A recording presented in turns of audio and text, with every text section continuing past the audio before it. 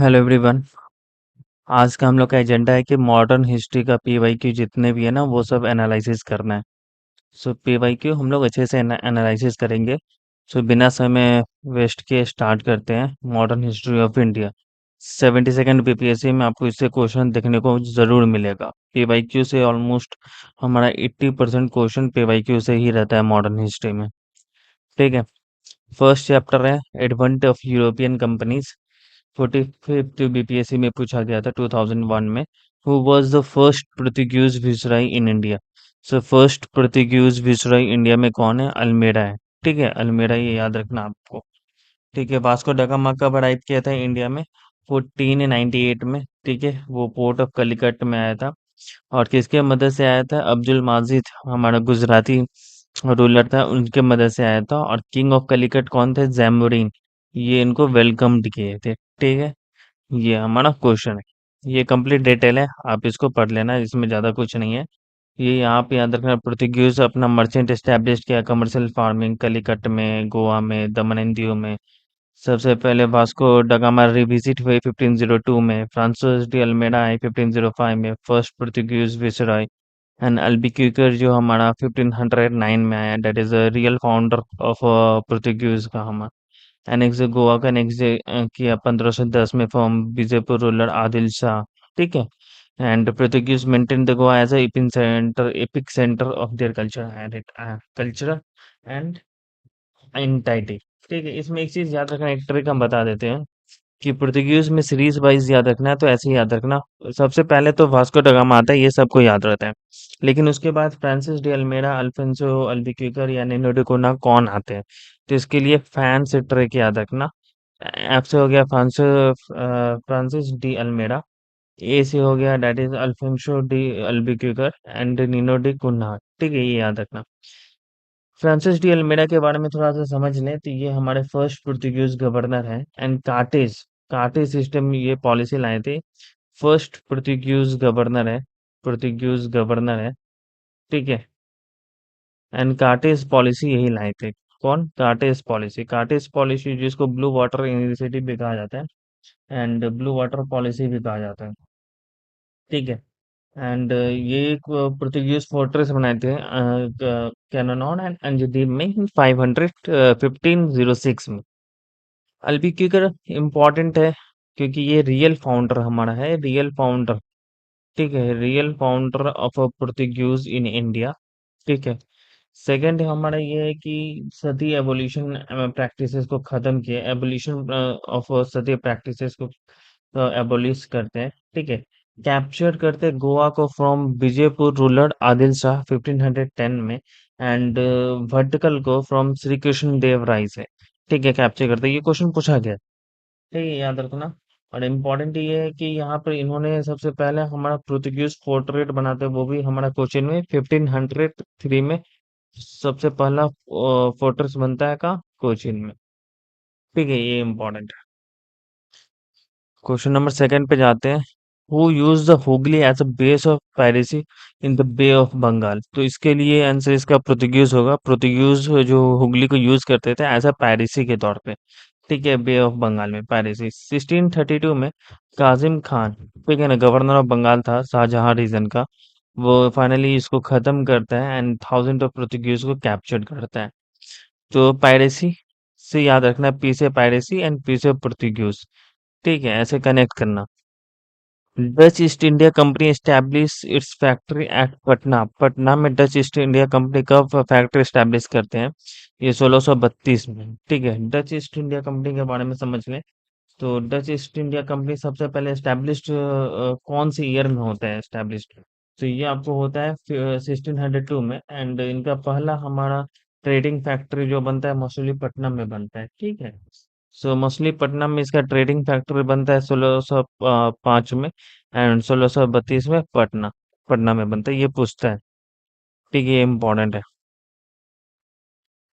And where in India did British set up their first factory? 1630 में। तो सूरत में अपना ब्रिटिश सबसे पहला फैक्ट्री हमारा एस्टैब्लिश करता है सूरत में। Captain William Hawkins reach the Mughal court from Surat 1609। but did not succeed in getting the permission to set up the factory. Means captain Williams Hawkins Mughal court में आता है। कौन से मुगल, उस समय मुगल के राजा कौन थे जब कैप्टन विलियम हॉकिंस आते हैं?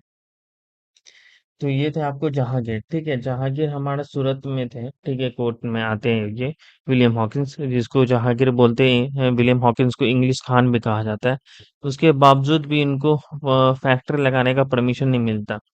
ठीक है, तो फाइनली एट 1611 में, ठीक है ना, जब कैप्टन मिडल्टन सवाली में हमारा पोर्तुगीज को हरा देता है, एंड 1613 में हमारा इनको फाइनली ब्रिटिश को एस्टैब्लिश करने के लिए दिया जाता है। सूरत में आपको परमानेंट फैक्ट्री एस्टैब्लिश करते हैं। ठीक है, उसके बाद इंग्लिश हमारा धीरे धीरे धीरे पूरे इंडिया पे कैप्चर करता है ट्रेडिंग के पर्पज से। एंड लास्टली वो हमारे प्रिंसेस के कर्नल में इंटरफेयर करते हैं, पॉलिटिकल इंटरफेयर करना स्टार्ट करते हैं। Which of the British official defeat the Portuguese at Swally? ठीक है, कहाँ पे कौन ऑफ ब्रिटिश ऑफिशियल डिफीट करता है? Thomas best. ठीक है, सो बेस्ट से याद रखना, बेस्ट फाइनली किसको डिफीट करता है? पोर्तुगीज, क्योंकि पोर्तुगीज उस समय अपने समय का बेस्ट था। तो बेस्ट को कौन हराएगा? थॉमस बेस्ट हराएगा पोर्तुगीज को। कहाँ पे? स्वाली में हराएगा। So after defeating the Portuguese Swally near 1612 में, इंग्लिश अपना पहला फैक्ट्री स्टैब्लिश कर पाता है सूरत में। Captain Thomas best responsible for the English में। इंपॉर्टेंट है। Which one of the following was the immediate cause of First Carnatic War? तो फर्स्ट कार्नेटिक वॉर का इमीडिएट कॉज क्या था हमारा? कि फ्रेंच शिप जो होता है ना, उसको कैप्चर किया गया था बाय ब्रिटिशर्स के द्वारा। ठीक है, तो वहां पे फिर फर्स्ट कार्नेटिक वॉर स्टार्ट होता है। 1746 से लेकर के 1748 के बीच में हमारा एंग्लो फ्रेंच राइवलरी स्टार्ट होता है, Austrian war of succession. Most important है, that is Austrian war of succession. यानी कि ये कहना चाहता है कि फर्स्ट कार्नाटिक वॉर जो होता है ना, उसका ग्राउंड हमारा इंडियन नहीं है। उसका स्टार्ट हमारा ऑस्ट्रिया में हुआ था, ऑस्ट्रिया में। ठीक है, 1740 में। फिर उसका हमारा आफ्टर इफेक्ट हमको इंडिया में भी दिखता है। और ये खत्म होता है ट्रीटी ऑफ आइलस एपल होता है। ठीक है, से 1748 में, जहाँ पर यहाँ पर कुछ समझौते होते हैं। ब्रिटिश को रीऑक्युपाइड कर दिया जाता है मद्रास, एंड फ्रेंच को जो पोस्ट कैप्चर किया गया था ब्रिटिशर्स के द्वारा, वो वापस मिल जाते हैं। तो identify the region where the European got best सोरा। साल्ट पीटर सबसे ज्यादा और ओपीएम सबसे ज्यादा कहाँ मिलते थे यूरोपियंस के लिए? तो ये बिहार में मिलते थे। ठीक है, सो ये आप याद रखो, साल्ट पीटर मीन्स सोरा, सोरा मीन्स क्या होता है? बारूद होता है। ठीक है, और ओपीएम मीन्स अफीम होता है। तो ये दोनों आपको बिहार में फेमस था उस समय। ठीक है, तो बिना बिहार के यूरोपियंस हमारा कोई भी एमिनिशन, ठीक है, नहीं, या गन्स नहीं बना सकते थे। गन्स में जो बुलेट लगते नहीं बना सकते। तो सोरा एंड ओपीएम यहीं से मिलता था उनको। ठीक है, याद रखना। और बिहार से ऐसे याद रखो कि बिहार जो होता है ना, वह इनफेमस, इनफेमस किसके लिए है हमारा? ठीक है, क्रिमिनल एक्टिविटीज के लिए इनफेमस है, जबकि उतना है नहीं। ठीक है, तो उससे आप याद रखना कि ओपीएम और सोरा आपको वहीं से मिलेगा, बिहार से। ठीक है, during the British rule which region of India was famous for the production of opium? Opium के समय प्रोडक्शन के लिए कौन फेमस है? सो बिहार। देखो रिपीटेशन हो रहा है क्वेश्चन। ठीक है, अब ईस्ट इंडिया कंपनी है, नवाब ऑफ बंगाल पे आता है। एम्पेरर शाह आलम जो होता है ना, दीवानी ऑफ बंगाल, बिहार एंड उड़ीसा तो ईस्ट इंडिया कंपनी कब दिए थे? 12 अगस्त 1765। और ये कौन सा डेट था? यहाँ पर क्या होता है? ट्रीटी ऑफ इलाहाबाद हुआ था। ठीक है, ट्रीटी ऑफ इलाहाबाद हुआ था। ये इलाहाबाद कब ट्रीटी हुआ था? After which battle? कौन सा बैटल के बाद? सो बैटल ऑफ बक्सर। ठीक है, बैटल, ठीक है, बैटल ऑफ बक्सर्स के बाद हुआ था। बक्सर कब हुआ था? 1764 में आउट हुआ था। ठीक है, यहाँ पर ब्रिटिश वर्सेस अलायंस थे। ठीक है, अलायंस थे। ठीक है, अलायंस थे और ब्रिटिशर्स थे। ब्रिटिशर्स थे, ब्रिटिश वर्सेस अलायंस थे। और ये किसका अलायंस था आपको याद है? मुगल एम्परर था, शाह आलम सेकंड थे। ठीक है ना, प्लस हमारा ये nawab of Bengal, that is Shuja ud-Daulah and Mir Kasim. Mir Kasim nawab of Bengal थे, एंड सूजा उद्दौला आपको नवाब ऑफ अवध। तो यहाँ पे अलायंस हम लिख देते हैं आपको। सो एक मिनट। शाह आलम सेकंड थे। Wait a minute। Shah Alam second. फिर आप शुजा उद्दौला। शुजा उद्दौला। दौला। ठीक है, शुजा उद्दौला। दौला का स्पेलिंग देख लेना। दौला का स्पेलिंग गलत है यहाँ पे। तो शुजा उद्दौला थे यहाँ पे। शुजा उद्दौला, हाँ। ठीक है, शुजा उद्दौला। फिर आता है हमारा यहाँ पे, that is the Mir Qasim. और ब्रिटिशर से कौन लीड कर रहा था ये आपको बताना है। ब्रिटिशर से कौन लीड कर रहा था ये आपको बताना है, ठीक है। तो ये हमारा यहाँ पर ये मोस्ट इम्पोर्टेंट है, Diwani of Bengal, that is the treaty of Allahabad 1765। ठीक है, सेकेंड ट्रीटी था ये इलाहाबाद का 1765 वाला। ठीक है, इससे पहले भी हुआ था, दैट इज द 9 अगस्त को हुआ था, ठीक है। ये एम्परर ऑर्डर क्या थे, 12 अगस्त 1765, company of Diwani right of Bengal, Bihar and Orissa. During this time Robert Clive was the governor of East India Company. कौन गवर्नर थे इस टाइम ईस्ट इंडिया कंपनी के बंगाल में? रॉबर्ट क्लाइव थे, ठीक है। Robert Clive was the heaven born child कहा जाता है, क्लाइव बॉर्न जनरल कहा जाता है, ठीक है, इनको कहा गया है। Emperor order that legalize the political authority of the company in Bengal and British rule expand all over India including Delhi. Successor of Shah Alam second, that is Akbar second, इनका फेमस नाम है, ठीक है। एंड बहादुर शाह सेकेंड, 1837 से 57, become prisoner of East India company. यहाँ पर जो Akbar second जो टाइटल है ना, अकबर सेकेंड, अकबर सेकेंड, ये टाइटल आपको राजा राम मोहन राय, राजा जो टाइटल दिया गया है राम मोहन राय को, ये अकबर सेकेंड ने दिया था, ठीक है, ये टाइटल इनको, ठीक है। राजा टाइटल राम मोहन राय को अकबर सेकेंड ने ये दिया था, ये इम्पोर्टेंट है। कुछ कुछ एक्स्ट्रा हम बता रहे हैं, आप उसको साथ में लेते चलना। ठीक है, which treaty was signed after the battle of Buxar? Treaty of Allahabad just अभी कहे हैं आपको, ठीक है ना। Who was commander in chief of the English force during the Buxar war में? सो बैटल ऑफ बक्सर में कौन कमांडर इन चीफ था? तो मुनरो था, ठीक है, led by the Hector Munro. British army को लेड कौन कर रहा था? मुनरो, हेक्टर मुनरो के द्वारा ब्रिटिश आर्मी को लेड किया जा रहा था। यहाँ पर Raja of Banaras Mir Qasim, Nawab of Bengal Shuja ud-Daula and Mughal emperor Shah Alam second, ये तीन नाम आपको याद होना चाहिए। मीर कासिम होना चाहिए, शुजा उद्दौला नाम होना चाहिए याद, and emperor Shah Alam second होना चाहिए, जिसको अकबर सेकंड भी कहा जाता है, ठीक है। वर्सेस ब्रिटिशर्स को था led by the Hector Munro. Who was appointed the deputy Diwan of Murshidabad by Robert Clive, ठीक है ना। After after the Allahabad treaty, कौन हमारा दीवान थे मुर्शिदाबाद के? ठीक है, मुर्शिदाबाद, तो मोहम्मद रजा खान, ठीक है ना, ये डिप्टी दीवान थे मुर्शिदाबाद के, ठीक है। सिताब राय भी दीवान थे, लेकिन वो बिहार के थे, ठीक है। So according to second treaty of Allahabad जो 12 अगस्त 1765 को हुआ था, Mughal emperor Shah Alam second was taken under the company's protection में आ गए थे, ठीक है। एंड इलाहाबाद में उनको रहने के लिए मिला, डिसाइड किया। शाह आलम सेकंड को दीवानी फिजिकल राइट वो बंगाल, बिहार, उड़ीसा कंपनी को हैंड ओवर कर दिया गया था। एंड फरमान इशू किया गया 12 अगस्त 1765। इन रिटर्न कंपनी क्या कर रहा था शाह आलम सेकंड्स को? 26 लाख एज अ पेंशन, बहुत इंपॉर्टेंट है ये। 26 lakh as a pension Shah Alam second को, ठीक है, वो दे रहे थे एनुअल एज अ पेंशन के तौर पे। इनको दीवानी राइट तो मिल गया, ठीक है, ब्रिटिशर्स को। बंगाल, बिहार और उड़ीसा, ये तीन चीज याद रखना होगा, ये तीन स्टेट, ठीक है, दीवानी right. In return, Britishers gave 26 lakhs as a pension दिए। At that time, company was neither interested in, इस समय कंपनी वो हमारा इंटरेस्टेड नहीं थे रेवेन्यू कलेक्शन में, ठीक है।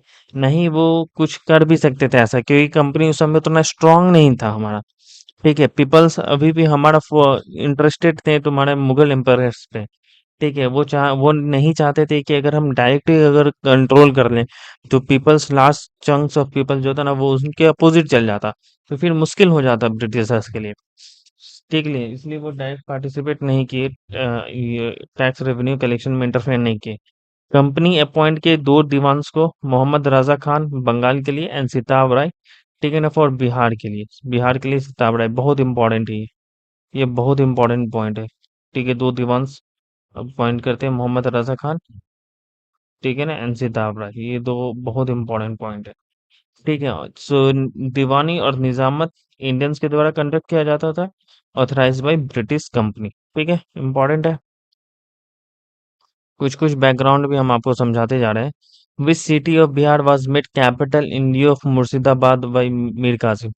सो मीर कासिम के द्वारा, ठीक है ना, मुर्शिदाबाद को चेंज करके बिहार के कौन सी सिटी को कैपिटल बनाया गया, मीर कासिम। तो ये इसमें आपका आंसर होगा, दैट इज द मेरे, हाँ, मुंगेर होगा। ठीक है ना, मुंगेर इसका आंसर है। तो मीर कासिम इफिशिएंट ऑफ, देखो मीर कासिम हमारा बन चुका था नवाब। ठीक है, आफ्टर सिराजुद्दौला के बाद, मरने के बाद मीर जाफर को बनना था। मीर जाफर के साथ उनका रिलेशन ब्रिटिशर्स का खराब हुआ, फिर मीर कासिम बना। 1760 में मीर कासिम क्या किया, वो कैपिटल शिफ्ट किया। ठीक है, मुर्शिदाबाद से मुंगेर किया। क्यों किया? क्योंकि ये जो हमारा इंग्लिश मैन का ना इंटरफेरेंस ज्यादा हो रहा था मीर कासिम के एडमिनिस्ट्रेशन में। सो उनसे परेशान होकर के वो मुर्शिदाबाद कैपिटल से मुंगेर शिफ्ट किए। ठीक है, और उनसे डर भी उनको लग रहा था। ठीक है, सो बिकॉज ऑफ दैट वो शिफ्ट करते कैपिटल हमारा मुर्शिदाबाद से मुंगेर में। ठीक है, ये इम्पोर्टेंट रखना, ये इम्पोर्टेंट है, मुंगेर में। ठीक है, कैपिटल करते हैं। इंटरफेरेंस, कांस्टेंट इंटरफेरेंस हो रहा था, ठीक है ना, ब्रिटिशर्स का। फिर फाइनली वो मुंगेर चल जाते हैं। ठीक है। Regional state Punjab and Mysore के बारे में समझते हैं। लॉर्ड लिट्टन जो होता है ना, is not associated with which of the following. So किससे एसोसिएटेड नहीं है लिट्टन? याद रखना, इल्बर्ट बिल कंट्रोवर्सी, इससे हमारा लिट्टन एसोसिएटेड नहीं है। बेसिकली लिट्टन जो था ना, वो विश्राई था 1876 से 1880 के बीच में, 4 साल के लिए। इसके बीच में ये तीनों कमीशन आता है। वर्नाकुलर प्रेस एक्ट 1780 में आता है। ठीक है, आर्म्स एक्ट हमारा 1780 में नहीं, वर्नाकुलर प्रेस एक्ट हमारा 1878 में आता है। ये सेकंड है ना, 1878 में आता है वर्नाकुलर प्रेस एक्ट, 1878 में आता है, देखो यहाँ पर है। ठीक है, इंडियन आर्म्स एक्ट भी 1878 में आता है, जिसमें कहा गया है कि criminal offence for the Indian, जो भी आर्म्स कैरी करेंगे ना, उस पे हमारा क्रिमिनल ऑफेंस लगेगा इंडियंस पे, बिना लाइसेंस का। ये एक्ट जो था ना, डिस्क्रिमिनेटरी इन नेचर्स के थे, क्योंकि ये एक्ट हमारा ब्रिटिशर्स पे अप्लाई नहीं होता था। So arms act only applicable to Indians, ठीक है, नॉट ऑन द ब्रिटिशर्स। ठीक है, सो डिस्क्रिमिनेटरी इन नेचर्स के थे। ठीक है, ये so Britishers, Anglo Indians, Europeans and certain government personals पे ये एक्ट लागू नहीं होता है। फिर आता है फेमाइन कोड, स्टैची कमीशन, बहुत इंपॉर्टेंट है, याद रखो। स्टैची कमीशन किससे रिलेटेड है? फेमाइन से रिलेटेड है। ठीक है, सो स्टैची कमीशन फेमाइन 1876 से 78 के बीच में, फेमाइन जो आता है इंडिया, उसमें Lipton is responsible for the, जो होता है ना, फेमाइंस कोड, फेमाइंस। आप देखो तो मोस्ट ऑफ द फेमाइंस जो था ना during the Britishers empires are the man made famines. ठीक है, वो मैन मेड फेमाइंस है, क्योंकि प्राइसेस हाई था हमारा। ठीक है, कल्टीवेशन लो था, वहां पे सॉइल डिग्रेडेशन हो रहे थे। वॉर की वजह से हमारा जो फूड था, that is cereals and crops, वो ट्रांसफर हो रहे थे दूसरी जगह से। सो ये सब हमारा एक मैन मेड फेमाइंस को ये जनरेट किया। ठीक है, ड्यूरिंग द ब्रिटिश टाइम। ठीक है, नेचुरल फेमाइन नहीं थी ये लोग। ठीक है, आया था significant loss of life. Ilbert bill controversy हमारा इसलिए इम्पोर्टेंट है कि ये 1883 में आया था इल्बर्ट बिल, ये रिपन के द्वारा लाया गया था। ठीक है, जहां पर ये था कि मेन, ठीक है ना, white man as well as Indian, दोनों को हमारा इक्वल से इम्पोर्टेंस दिया जाए। Ilbert bill, according to this bill, Indian जज एंड मजिस्ट्रेट, ठीक है ना, try British officers in criminal case at district level. बहुत इंपॉर्टेंट है इल्बर्ट बिल। इल्बर्ट बिल आपको याद पढ़ना पड़ेगा। ठीक है, बहुत इंपॉर्टेंट है। इसका आपको हम छोटा सा एक समझा देते हैं।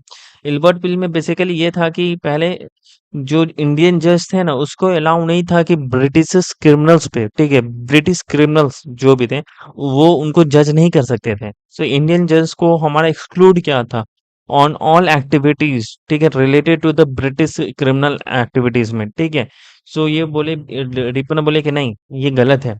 सो इंडियन जज एज वेल एज मजिस्ट्रेट जो होता है ना, उनका भी सेम हक है एज अ ब्रिटिश जज एंड मजिस्ट्रेट के तौर पे, जैसा है उनका।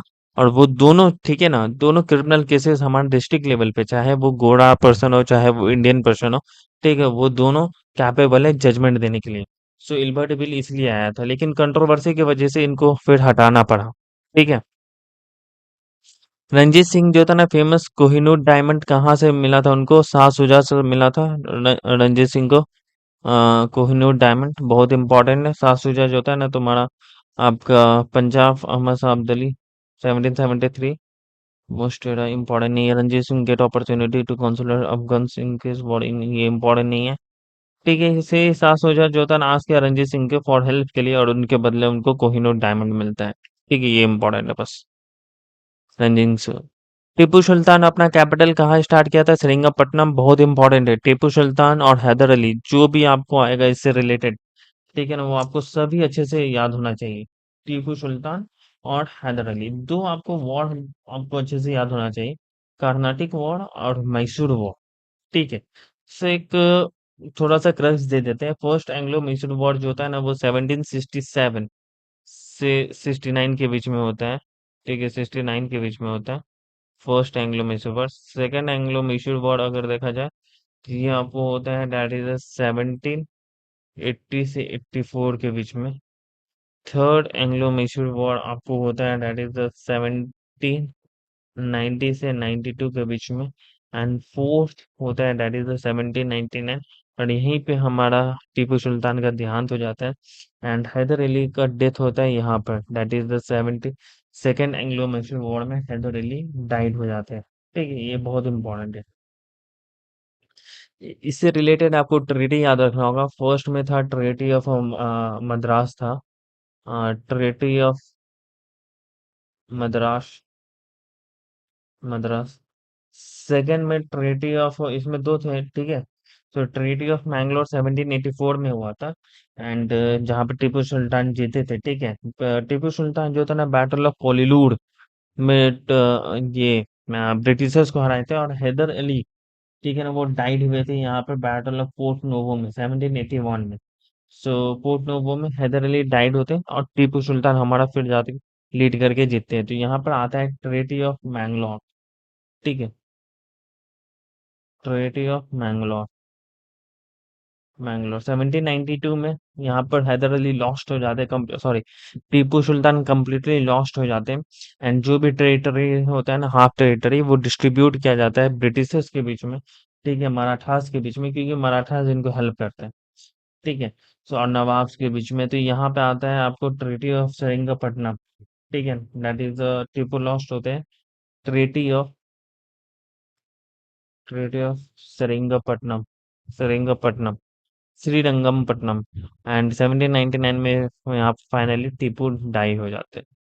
टीपू का देहांत हो जाता है। टीपू सुल्तान अपने आप में मोस्ट कैपेबल पर्सन से, ठीक है, जैकोबियन क्लब हमारा उन्होंने एस्टेब्लिश किया था, फाउंडर मेंबर था। ठीक है ना, यहाँ पर tree of liberty, most important tree of liberty, ठीक है ना, वो स्टैब लगाई थी तुम्हारा between the France and Mysore के बीच में। एक अलायंस भी अच्छा था। ठीक है, तो ये एक बेस्ट हमारा क्या थे, एक डिप्लोमेट्स भी थे। फ्रांस एंड मैसूर के बीच में अलायंस इसको लगाए थे। ट्री ऑफ लिबर्टी एक सिंबल ऑफ अलायंस, ठीक है, between France and Mysore. He sent his delegate to maintain a faithful relationship with the contemporary foreign states and also get help against the Britishers के help के against उनको मदद भी मिला था। सो एम्बेसीज फॉरेन कंट्रीज में established किए मॉडर्न लाइन में। तो बहुत अपने आप में इम्पोर्टेंट है, ये बहुत इम्पोर्टेंट है, आपको याद कर लेना ये सब। Englishman made the treaty of Seringapatam with किसके साथ? सो टीपू सुल्तान के साथ। हैदर अली यहाँ पे कंफ्यूज मत है ना, हैदर अली हमारा बैटल ऑफ पोर्तो नोवा में देहांत हो जाता है, दैट इज 1781 में इनका देहांत हो जाता है हैदर अली का। ठीक है, एक मिनट। पोर्तो नोवा में हैदर अली का देहांत हो जाता है। Now come to the governor and governor general viceroy, most important factor है। सो मेयो रेजोल्यूशन के बारे में हमको समझना है। ठीक है, which of the following statement about Mayo resolution is of 1870 are correct? तो मेयो रेजोल्यूशन इसमें क्या है, देखो, it was the first step that bifurcate the central and provincial finance. Yes, ये सही है। सेंट्रल एंड प्रोविंशियल फाइनेंस को bifurcate किया था, डिवाइड कर दिया था। Provincial government was where empowered to administer certain services, yes, provincial government को वहाँ पे जो प्रोविंशियल गवर्नमेंट थे, उनको कुछ सर्विसेज़ का एडमिनिस्ट्रेशन लेवल पे कुछ सर्विसेज़ को उनको अधिकार मिला था, एम्पावर्ड मिला था, ठीक है? रेक्टिफाई किए तुम्हारा इम्पेरेटिव को, focus on actual needs of province, province को क्या एक्चुअल नीड्स है, ये सब फोकस्ड किए थे, ठीक है? तो मयो रेज़ोल्यूशन एक अच्छा रेज़ोल्यूशन था, 1 टू 3 इसका तीनों हो गया, सही है, ठीक है, तीनों सही। आप ये एक रीड कर लेना, ठीक है? Who was the first governor general of India, first governor general कौन है इंडिया में? ठीक है, तो governor general of India first कौन था, याद है? हेस्टिंग या विलियम बेंटिंक? सो विलियम बेंटिंक हमारा first governor general of India था, ये मोस्ट इंपॉर्टेंट पॉइंट है। The first governor general of India that is the William Bentinck, ठीक है?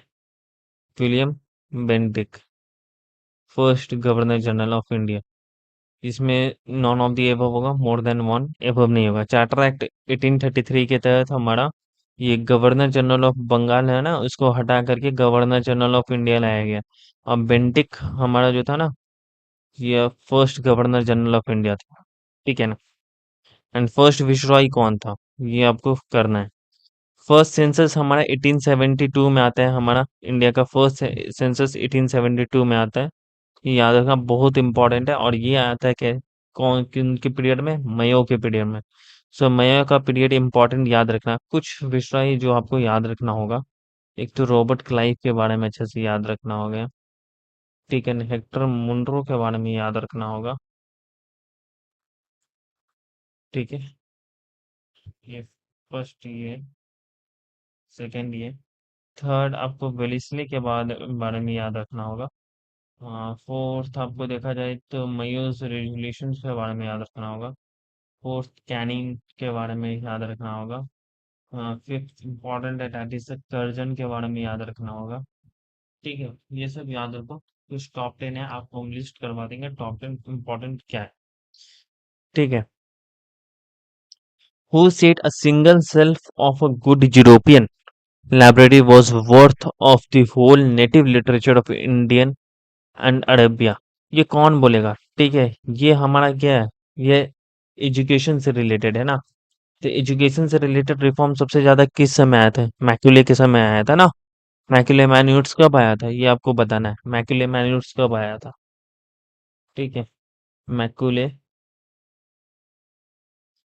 मैन्यूट्स, ठीक है? ये कब आया था, ठीक है? ये कब आया था? देखो, पार्टिसिपेट करना एक्टिवली बहुत इंपॉर्टेंट है, तभी ये अच्छा से काम करेगा, ठीक है? टू वे कम्युनिकेशन होना चाहिए। Who among the following abolish the dual government system in Bengal? कौन खत्म किया था dual government system? Warren Hasting, बहुत इंपॉर्टेंट है ये, ठीक है? ये सब जो हमारा इंपॉर्टेंट है, कॉर्नवालिस, ये ऑल जो थे विसरॉइस आर इम्पोर्टेंट, ठीक है? ये सभी विसरॉइस हमारे इंपॉर्टेंट है, कुछ कुछ इसके बारे में थोड़ा थोड़ा जान लेना, ठीक है? सो हमारा डुअल गवर्नमेंट सिस्टम जो था ना, ये खत्म किए थे वॉरेन हेस्टिंग 1772 में, ठीक है ना? और ये डुअल गवर्नमेंट सिस्टम कब लागू हुआ था? आफ्टर, ठीक है, बैटल ऑफ बक्सर, ठीक है? आफ्टर बैटल ऑफ बक्सर, किसके द्वारा? क्लाइव के द्वारा, बक्सर के बाद, ठीक है? 1772 में इसको खत्म कर दिया गया था, ठीक है? वॉरेन हेस्टिंग डिसमिस किए थे बोथ डिप्टी दीवान मोहम्मद रजा खान और सिताब राय, दोनों को हटा दिए थे वॉरेन हेस्टिंग, ठीक है? डुअल गवर्नमेंट चल रहा था ना, इसलिए हटा दिए, बहुत इंपॉर्टेंट लाइन है, ठीक है? चलो, the policy of security cell that is the ring fence, ठीक है ना? ये रिलेटेड टू किससे रिलेटेड है? वॉरेन हेस्टिंग से, ठीक है ना? ये सिक्योरिटी सेल्स रिंग फेंस लाए थे ये पॉलिसी, ठीक है? ये इंपॉर्टेंट है, याद रखना। ये रीड कर लेना, ये रीड, इसमें कुछ है नहीं ज्यादा। ये सिक्योरिटी सेल्स और रिंग फेंस क्या होता है उसके बारे में ये बताया गया। वॉरेन हेस्टिंग कब लाए थे? मैसूर एंड मराठा वॉर्स के साथ वे थे in spirit of achieving equal status with other princely state. At this time company try to form a buffer state, ठीक है? कंपनी एक बफर स्टेट होता है। बफर स्टेट क्या होता है?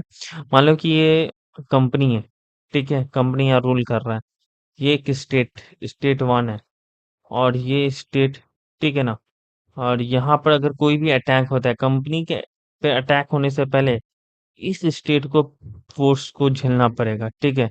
सब इफेक्ट झेलना पड़ेगा। तो ये स्टेट जो था ना, ये बफर की तरह काम आ रहा है, एक सील्ड की तरह काम आ रहा है। तो ठीक है, तो बफर स्टेट वही है, एक्ट एज अ सील्ड की तरह, ठीक है ना, अराउंड द मेन स्टेट। ठीक है, ये सील्ड की तरह काम कर रहा है। तो भाई बफर, क्योंकि मराठास और मैसूर में से डर की वजह से ना, ठीक है, इंग्लिश जो था ना डर रहे थे, इसलिए बफर स्टेट क्रिएट कर रहे थे। Its purpose was only to protect our state. We can also say that protect the borders of a neighboring state so that our borders are safe. At this time, at that time, the fear of mainly was from Afghan और मराठास का बहुत ज्यादा डर था। Therefore, company took over the task of arranging the defense of Awadh। ठीक है, नवाब of Awadh के साथ कुछ कंडीशन पे कुछ बर्डन दिया गया एक्सपेंडिचर पे, एंड डिफेंस ऑफ अवध जो था ना वो was the defence of Bengal. ठीक है, डिफेंस ऑफ अवध जो था ना वो बंगाल का डिफेंस बन गया। ठीक है, बंगाल को प्रोटेक्शन मिल रहा था। Arrival of Wellesley mark the change in the company's relationship with Indian princely state में कंपनीज का रिलेशन प्रिंसली स्टेट के साथ चेंज हुआ। Wellesley aim to force the Indian princely state to depend the company's for the defence. So Wellesley क्या क्या force किया Indian princely state को, भाई तुम कंपनीज डिपेंड करो फॉर द डिफेंस के लिए। ठीक है, कंपनीज पे डिपेंड करो डिफेंस के लिए। he tried to bring the Indian princely estate under the British political power में अंडर लाना चाहा उनको, एंड मिलिट्री प्रोटेक्शन में। ठीक है, मीन्स मान लो कि ये अवध है और ये बंगाल है, so Awadh as a buffer state की तरह काम कर रहा। तो यहाँ पे जितने भी डिफेंस पर्सनल होंगे ना, वो कंपनीज अपनी तरफ से देंगे। ठीक है, उनके जितने भी आर्म एम्यूनिशन सब अपना होगा ताकि वो बंगाल को बचाया जा सके। तो बफर स्टेट की तरह ये काम कर रहा था। तो पॉलिसी रिंग फेंस पॉलिसी, ठीक है ना, कौन लाया था? वारेन हेस्टिंग लाया था। इंपॉर्टेंट है ये। Dual system of governance in Bengal was enforced by, dual system कौन लाया था? रॉबर्ट क्लाइव लाया था आफ्टर बैटल ऑफ बक्सर्स के बाद। ठीक है, 1765 ट्रिटी ऑफ इलाहाबाद के बाद से इंट्रोड्यूस हुआ। ठीक है, who is considered as the father of dyarchy, father of dyarchy किसको कहा जाता है? Father of dyarchy sir Lionel Curtis को कहा जाता है। ये फादर ऑफ डायरकी कहा जाता है। Responsible in this responsibility of Diwan और wizarat, that is law and order was separated. जहां दीवानी राइट, ठीक है, and law and order right separate किया जाता है। दीवानी मीन्स फाइनेंस से रिलेटेड, रेवेन्यू कनेक्शन से related, and law and order दोनों को सेपरेट किया जाता है। ठीक है, डायरकी में ये याद रखना इंपॉर्टेंट है। First Maratha sardar to accept the subsidiary alliance, subsidiary alliance सबसे पहले वेलेस्ली का।